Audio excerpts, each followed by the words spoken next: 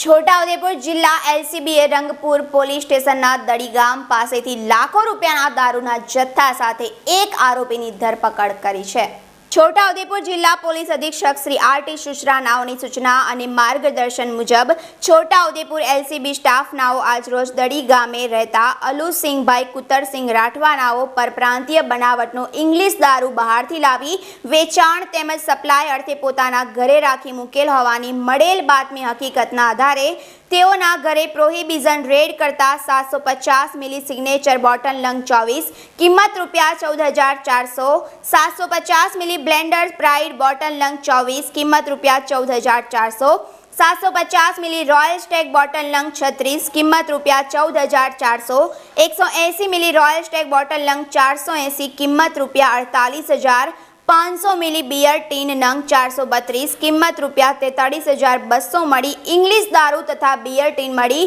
કુલ bottle નંગ 996 કિંમત ₹1,34,400 નો prohibition મુદ્દામાલ સાથે અલીસિંહભાઈ કુતરસિંહભાઈ રાઠવાનાઓ હાજર મળી આવતા કાયદેસર કાર્યવાહી કરી આરોપી અને મુદ્દામાલ રંગપુર પોલીસ સ્ટેશન સોંપવામાં આવ્યો છે। ઇકબાલ શેખ સાથે બીટીવી ન્યૂઝ।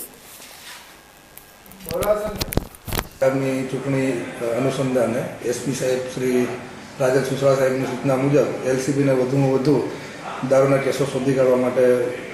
ખાસ સૂચના આપતા જે અનુસંધાને એલસીબી ટીમ દ્વારા આજે રંગપુર પોલીસ સ્ટેશનની હદમાં દડી ગામ ખાતે રહેતા અલસિંહભાઈ કુતરિયાભાઈ રાઠવાનાઓના ઘરે રેડ કરતા તેમને ત્યાંથી કુલ ટોટલ 996 બોટલ અને 1,34,000નો મુદ્દામાલ કબજે કરવામાં આવેલ છે। કાયદેસરની કાર્યવાહી કરી ગુનો રજીસ્ટર કરાવી આગળની તપાસ માટે રંગપુર પોલીસ સ્ટેશન જાણ કરેલ છે।